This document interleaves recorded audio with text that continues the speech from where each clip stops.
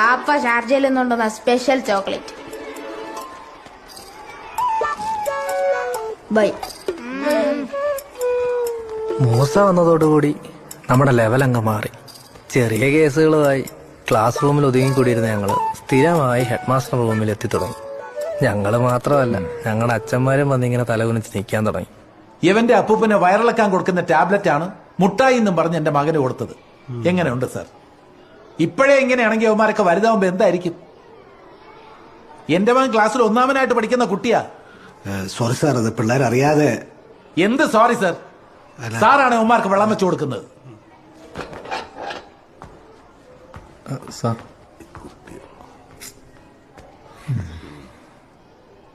അതെ, ആ ചെറുക്കന്റെ വയറ്റിളക്ക് കയറി തീർന്നിട്ടില്ല.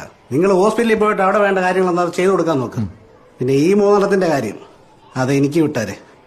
എന്താ ചെയ്യേണ്ടെന്ന് എനിക്കറിയാം.